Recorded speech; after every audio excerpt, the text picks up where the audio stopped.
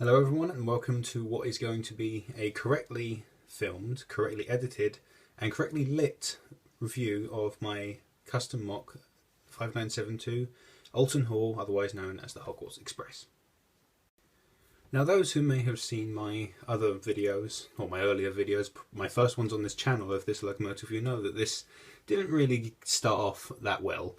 My first video was it was a slideshow of this loco in 2010 when I had a Nokia 6300 phone which took very poor resolution pictures and my very poor attempt at a white background, which didn't work out in the end.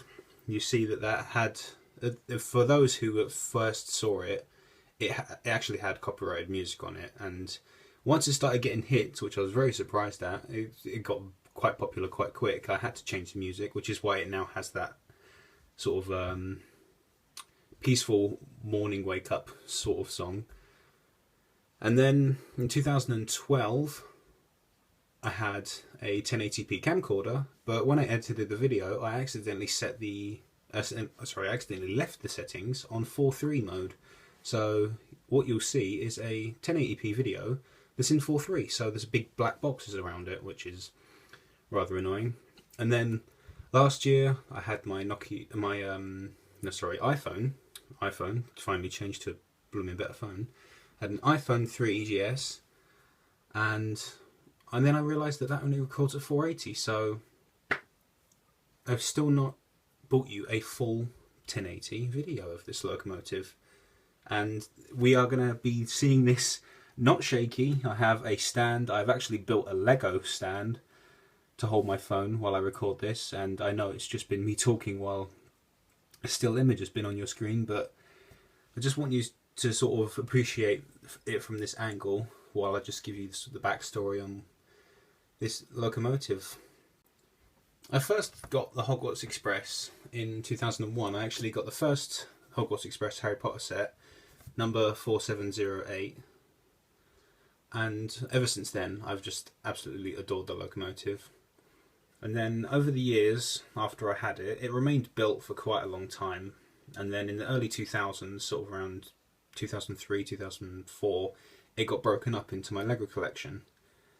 So then after a while I just had the pieces, and one day I was watching a video about steam engines, and I just thought to myself, do you know what, I really want to put my Hogwarts Express back together.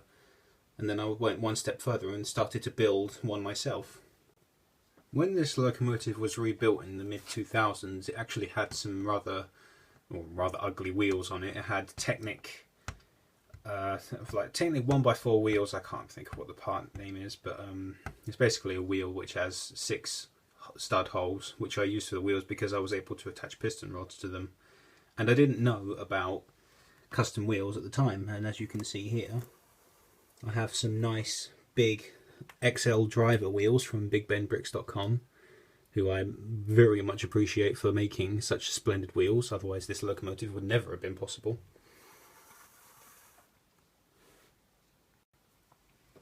After a while that set got broken up again. The Hogwarts Express was no more, and all of the parts were returned to their drawers. And then I think it was about 2009 I decided that I was going to try and rebuild it again. And at this point, Lego had released the Emerald Knight, so they had their own set of steam train wheels that looked quite nice, and I could attach connecting rods to them.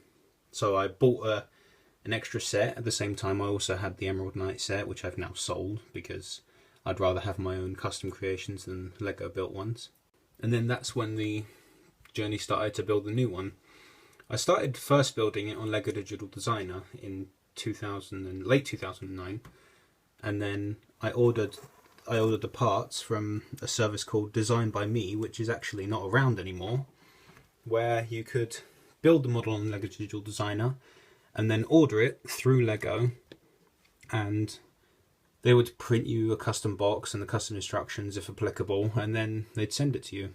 Unfortunately, due to the way my model was built, I couldn't have instructions printed because it was very sort of slapdash. There was a lot of pieces that were not connected to the model, And Lego Digital Designer tends to have trouble generating instructions quickly for a model that has parts laying on the side of it as well, or parts where it's sort of a rather complicated build. This is the box I'm referring to. We're going to go into a bit of shaky mode because it's been very apparent from previous videos that I apparently cannot keep a bloody camera still. But here is the box. I had to name it Red Train. I named it Alton Hall the first time, and Lego emailed me saying you can't make a project that's got a copyrighted name. And I didn't even realise Alton Hall was copyrighted because Alton is actually a place in England. But this is what it looked like when I first built it in Lego Digital Designer and ordered it. You'll see that here I still have, this is when the 1x2 cheese slope, which is on the boiler now, it didn't exist yet. The 1x1 had actually only just been released then in the Atlantis sets that were available in 2010, and you'll see that it still had its original lining, which you can still see it on the locomotive in my very earliest Flickr pictures. Most of the back and the tender it still remains the same. You'll see that this bit here was made up of a lot of bricks instead. I've since replaced it with one of the 1x2 bricks that's 5 bricks high to just make it look a little smoother. It also used to have the smaller windows and a yellow clip as the whistle, which is now a bit more fitting to be binoculars instead of just a silly little clip like that. Back then, of course, the 1x4 curved pieces didn't exist then, so I had to deal with that as the wheel arches. Then we have the front. The majority of all the pieces here are still on the locomotive. There's all of the core pieces, like if you see at the front, I don't know if this will light it up at all, but here in the front there are all the individual pieces in the middle that make up the boiler, and they are all still in the boiler. Although it has had all the cheese slopes replaced, they are still present from the original model. And here is what I mean by all the separate pieces. As you can see here, I've got a few wheels. I think I ordered 3 of these because, strangely enough, I had 1 and I don't know where it came from.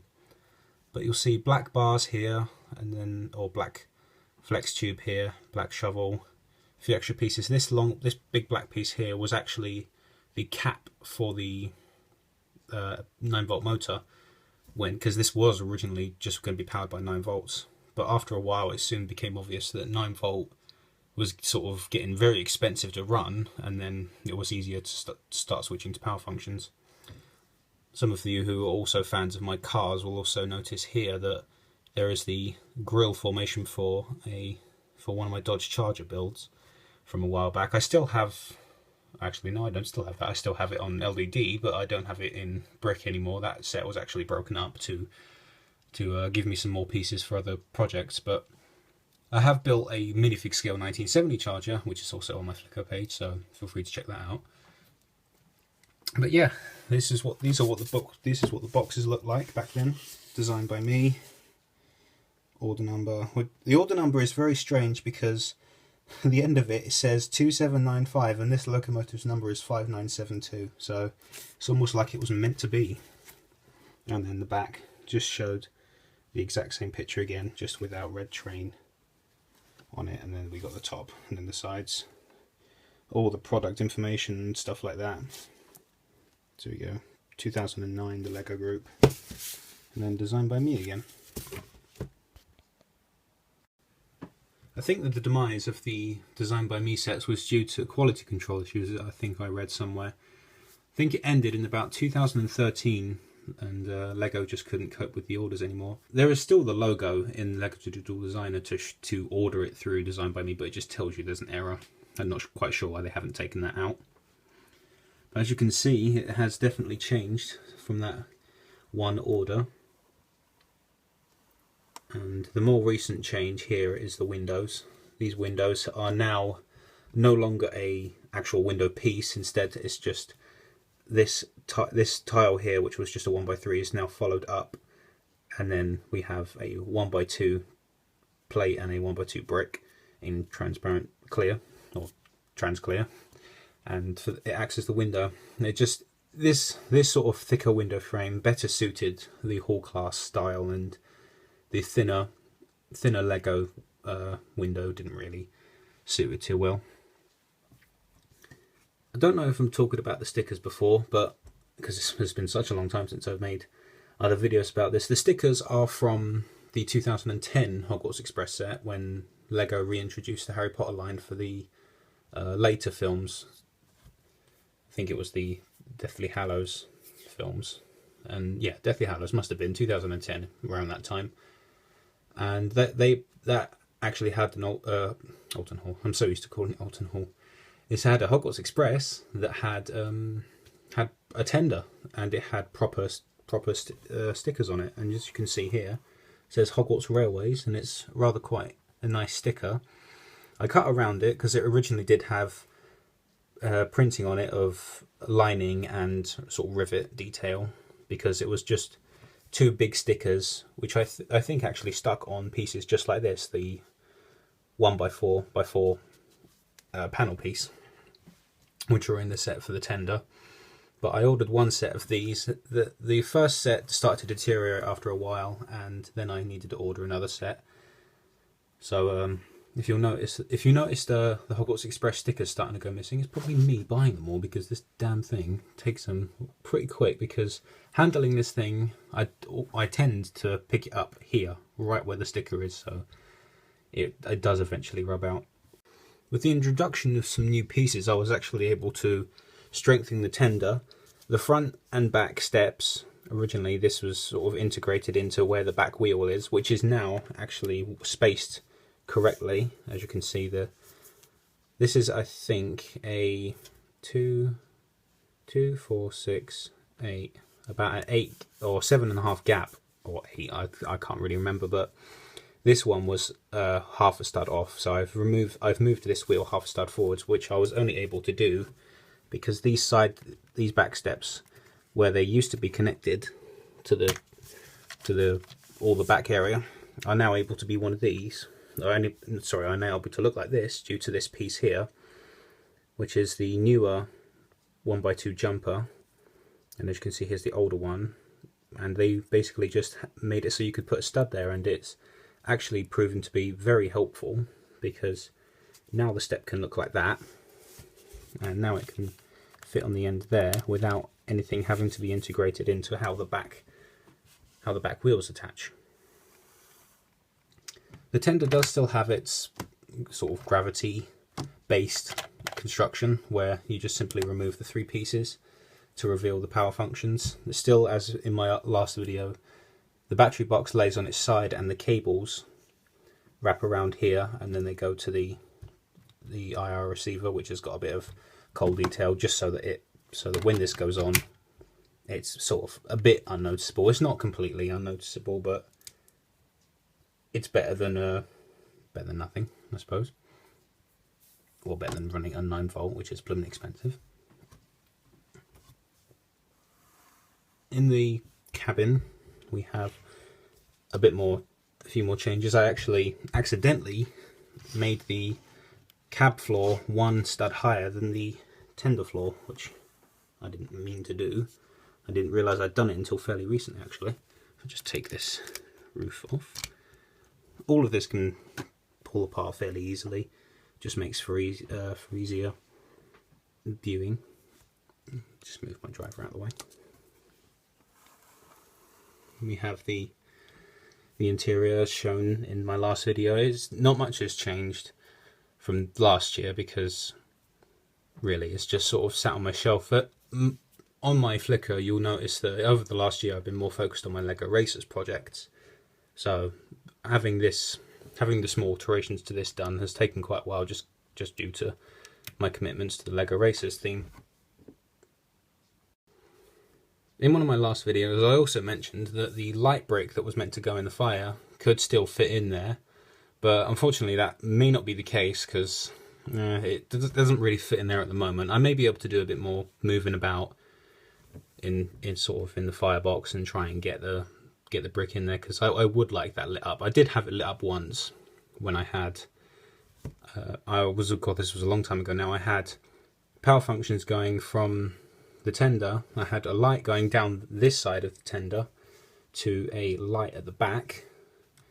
And towards this light at the back actually was lit up, had a power functions light fit just slightly right in there, only just fit in there, and the cable went back through the other side of the tender.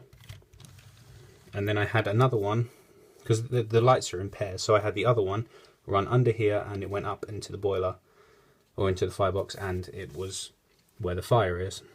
But this proved to be very difficult to handle, because I had to, every time I wanted to do a bit of maintenance on the loco or change a few things, I had to basically pull all of this apart.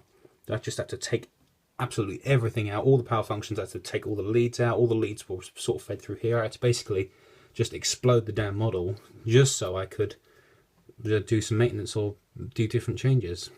So after a while, I decided to scrap that, and I went back to just it being driven by power functions. Before that, however, it did have lights only at the front. I had one set that went all the way under the drive wheels. This was before the motor was here, and it went through and then came up here. Some details of this are on my Flickr page. I've got some pictures of showing it at night with the front lamps lit up. But again, this proved to be a bit difficult to manage because I had to take so much apart, and the wires would often fall out. So overall, I wanted to make this loco somewhat functional and easily maintainable whilst still looking good, so I thought the best option is to have them removed. So now, when I need to do maintenance on the loco, what I do is I take these side parts off again as I did before, revealing the wiring. It just sort of makes it a bit easier.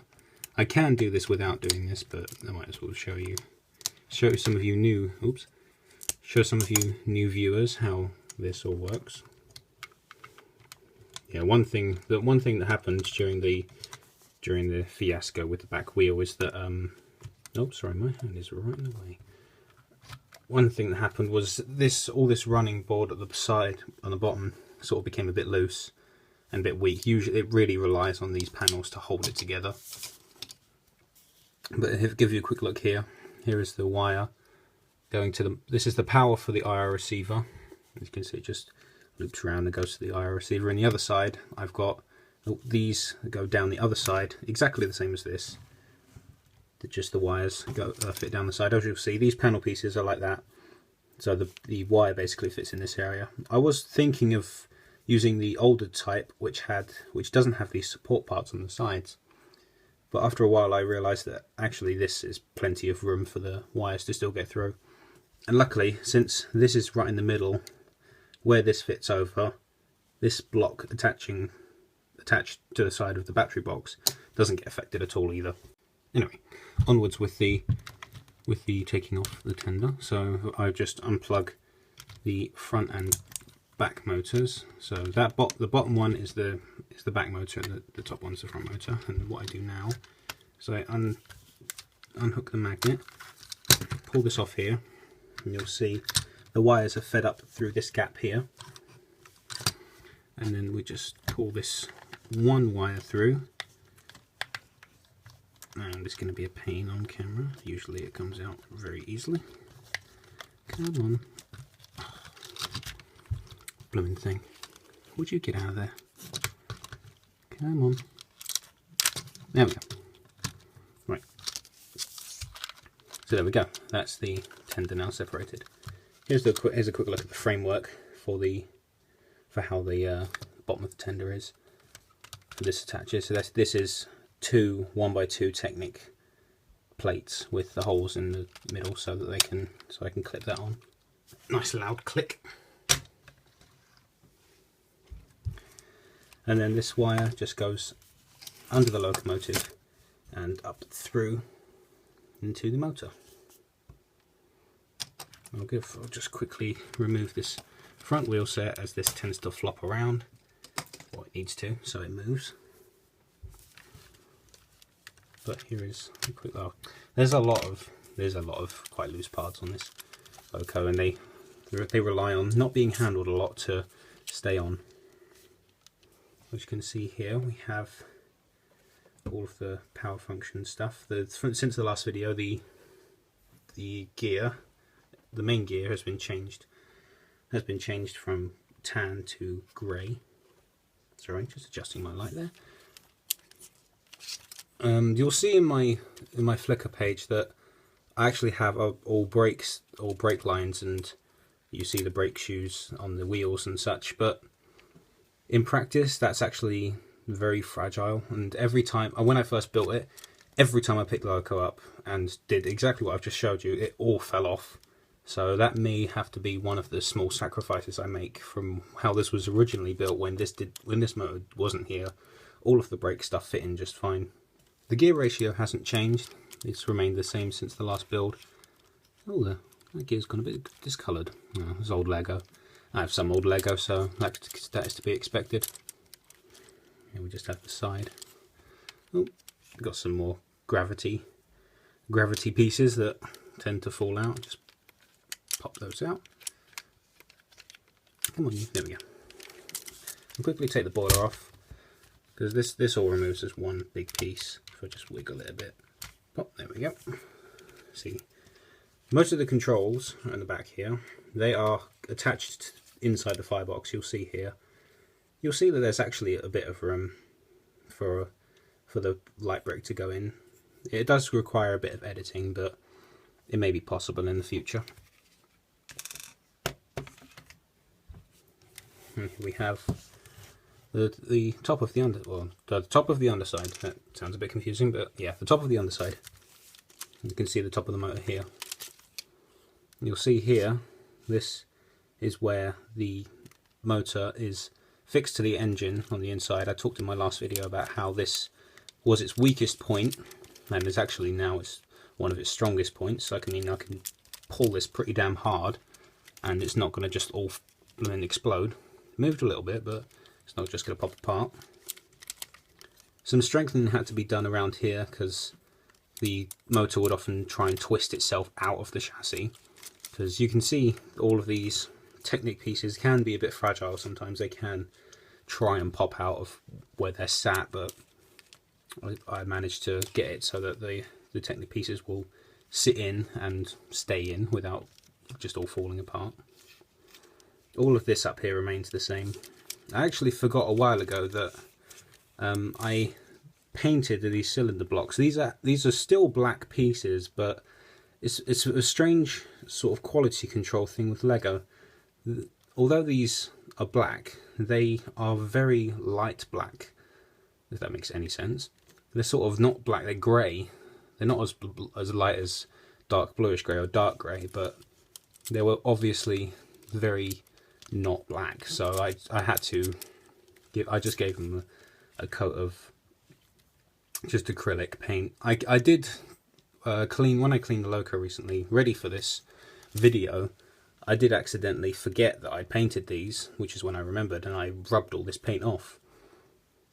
And I was considering leaving the paint off, but after a while I thought to myself, that just doesn't look right. From a distance you could just really easily tell that these parts were actually dark grey sort of coloured instead of actually true black. Having all the tiles on the top here did prove to be a bit difficult at first. As you can see, there's a lot of 1x3s and big 2x4, all of the... Basically, you'll see the evolution of this loco over the years as more parts were released. The 1x3 tiles were new when this loco came out. They also came out with the Atlantis sets, along with the cheese slopes when they were first introduced. And then, of course, a few years later we got the 2x4 plate. Just take the side rods off and show you.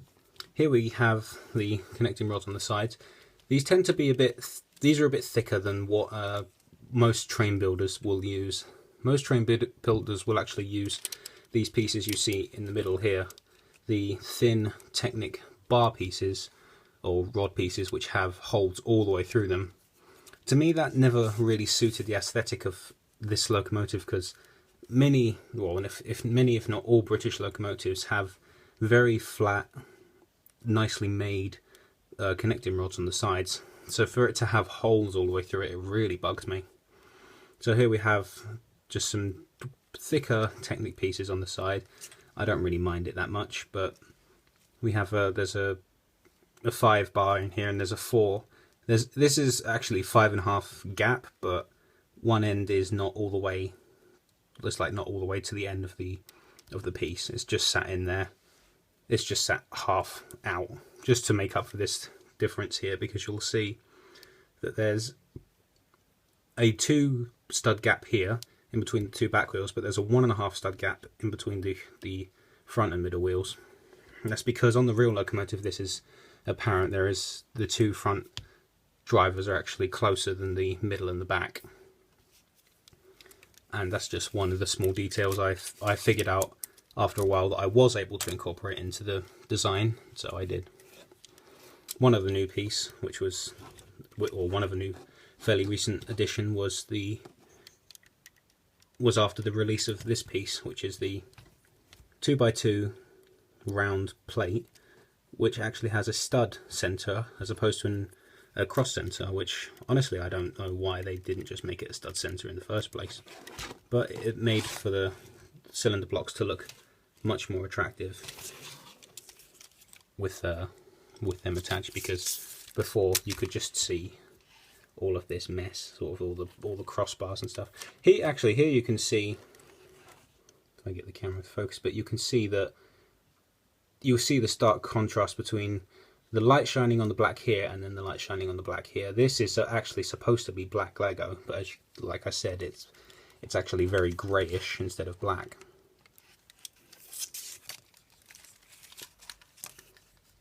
I think I'm going to reassemble the loco now, just for the end of the video, so poof, and back together. Now, there have been some questions on my older videos about actually running this locomotive, and unfortunately, all I have is a small straight of this old metal track made by a company called ME Models, who now make plastic track. I do plan to one day buy some of this track so I can run this loco a bit better, because they actually make some larger radius track than Lego do. So that makes running these types of locomotives a bit easier. Although this one can take the rather tight Lego corners, the much smoother corners of the ME Models company is more ideal. So for running, it's a bit of a long way away, to be honest, because I don't have the space or the resources to run this. And I mean, it does run. I have a workbench that I'm recording on right now that's about 5 foot long. I may put up a video at some point of just all of my straights and this just running along the worktop in a straight line. As for curves and a big layout, you won't see that anytime soon.